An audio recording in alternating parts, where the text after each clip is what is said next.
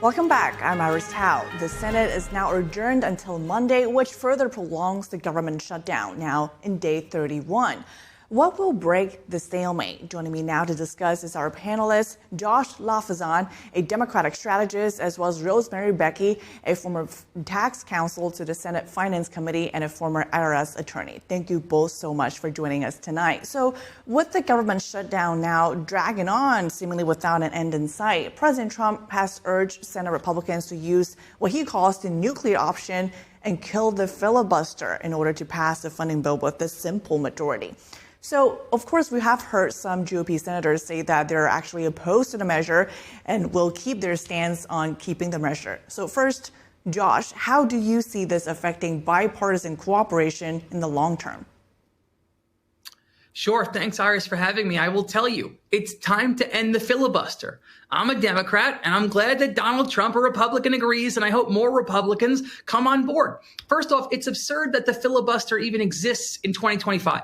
Right? The filibuster is not some proud American tradition for centuries. It was historically used, as we know, to block or delay civil rights legislation. It was used to block anti-lynching bills.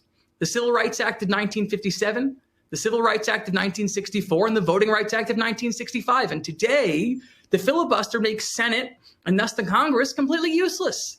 The 118th Congress, that was 2023 to 2025, which concluded this past January, passed a historic low number of bills, the least bills of any Congress ever, only to be surpassed by the uselessness of this current Congress, which is on pace to pass a record low number of bills as well. And this Congress is useless because you can't get anything done. If you get something done in the House, it's going to be blocked in the Senate. So in terms of the government shutdown specifically, I agree with Trump here. The party in power, in my opinion, should be held responsible for keeping the lights on. It's pretty simple. If Republicans control the majority in the House and the Senate, then they should be responsible for keeping the government open. And this gamesmanship and this blame game and this 53 plus 7 to get to 60 is ridiculous. So yes, I'm a Democrat, and I agree with Trump. It doesn't happen often, but when it happens, I'm not afraid to admit it. He's right here. I hope Democrats and Republicans get on board.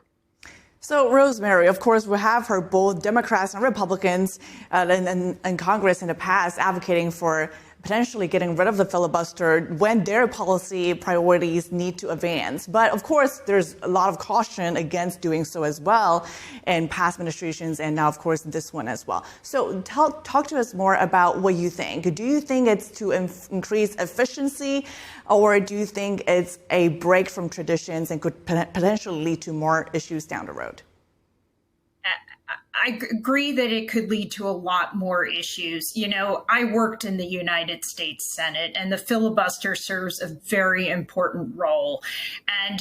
And we could cause such damage to our process and to the institution if we do away with the filibuster. Again, it serves a very, very important role. Look, this is so easy to fix this current situation. Just pass the CR. It is a clean CR.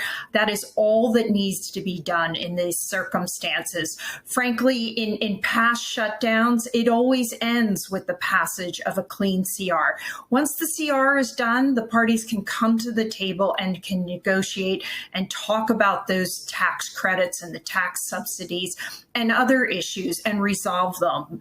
So again, while I typically always agree with the president on this one, I think it is really important to preserve the filibuster. Otherwise, we're going to do great damage to the Senate as an institution. Well, very interesting discussion here as we see our Democratic panelists actually agreeing with President Trump and you actually saying that's not a good move. So let's keep going on here. So, of course, we know that a big concern surrounding the shutdown is, of course, what everyday Americans are experiencing. So the federal SNAP benefits are set to expire tomorrow due to the shutdown running out of funds, prompting some states like New York, for example, to tap into their emergency funds. It's also raising fears among some vulnerable families. So a judge has now ordered the Department of Agriculture to tap into their emergency funds, despite the department previously saying that they require action from Congress before doing so. So, Josh, how urgent do you think is federal intervention in this case to prevent potentially broader instability, or should the states handle them themselves? Urgency is the answer. And Iris, I will tell you, this is infuriating because we are speaking about SNAP as a political issue when it's an issue of basic human rights. And come this weekend and come this week, people in this country will go hungry. And people in this country will enter starvation and malnutrition. And people in this country will lose their lives. And let's contextualize this. 39% of SNAP recipients are children. Is this the MAGA America First policy to give $40 billion to Argentina, but let American children go hungry? I will tell you, if we can't protect our children, I don't know what we're doing, but it gets worse. 1 in 5 SNAP recipients are senior citizens. So what should they do? Should they get another job? Should they learn to code? Maybe go to the steel mill? Over 1 million veterans get SNAP.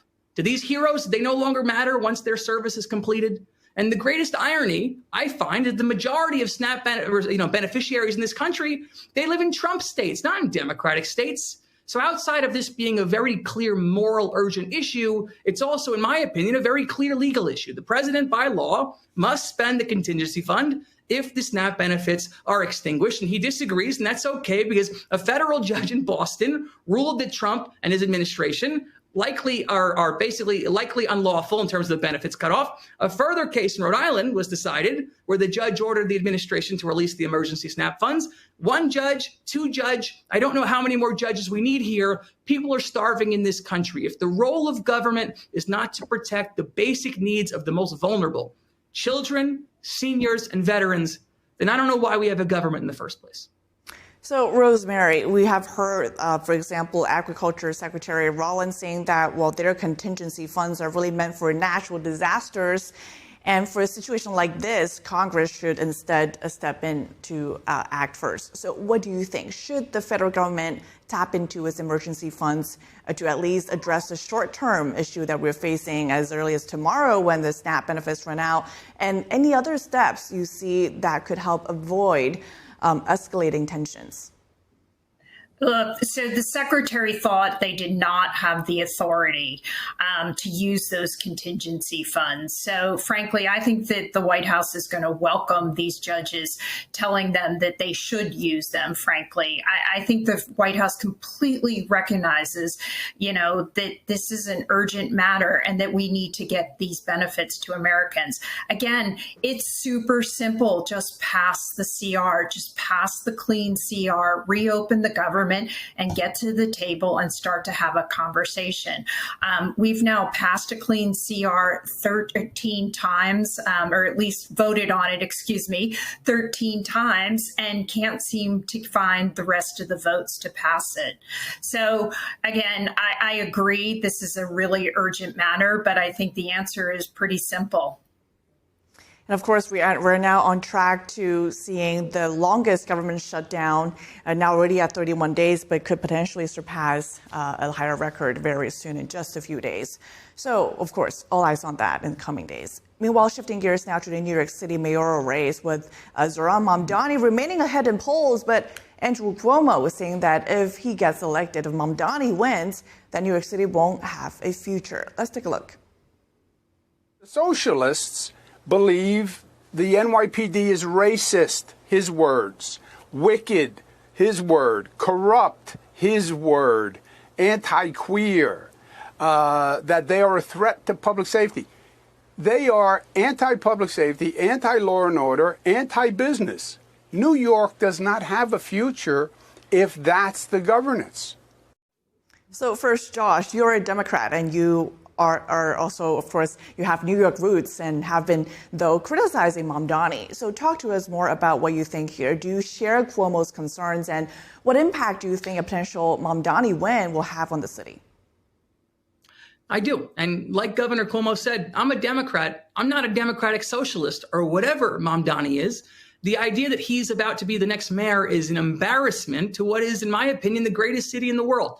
I'm a Long Islander, and I'm a proud Long Islander. I can't vote in the city, and thank goodness I don't vote in the city, because what's happening is crazy here, and at least on Long Island, we understand basics. This is a man so profoundly anti-Semitic that he refuses to condemn the term globalize the Intifada, which should be the bare minimum. And while he'll accuse Israel of the blood libel of genocide, he only accuses Hamas of war crimes on October 7th. A man who hangs out with Hassan Piker, who calls Jews inbred and says America deserves 9/11, was just at his rally as a VIP.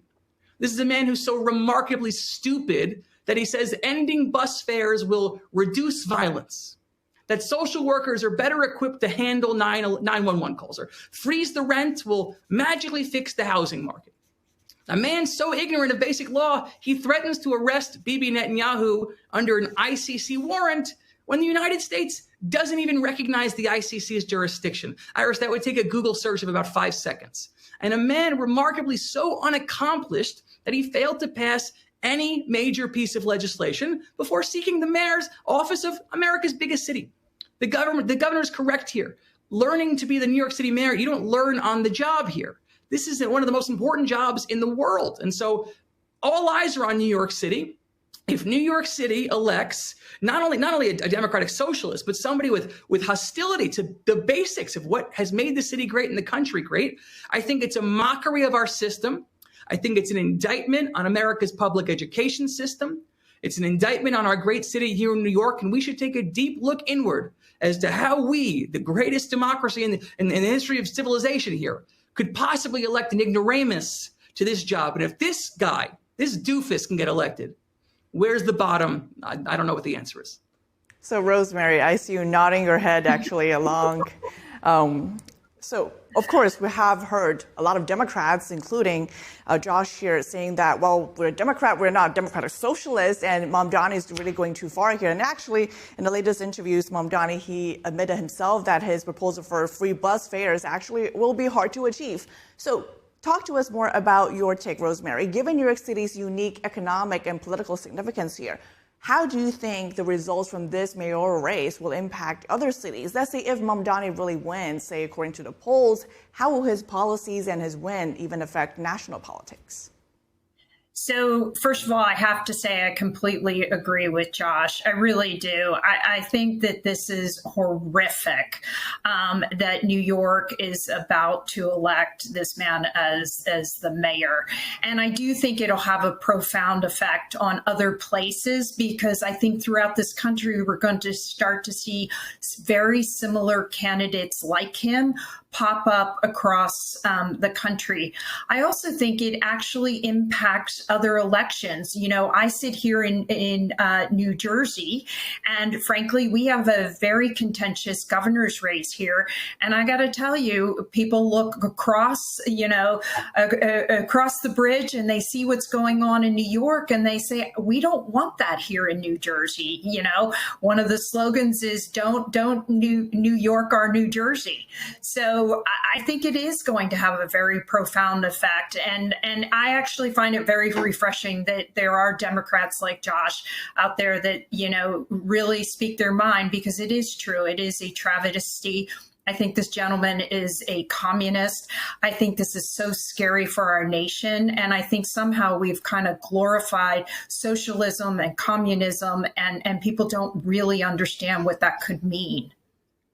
The consequence of socialism and communism that a lot of Americans might not actually comprehend yet. Definitely a serious consideration here. Josh Lafazan and Rosemary, Becchi, thank you so much for joining us tonight. Of course, all eyes on next Tuesday when the election actually kicks in. We appreciate your insights.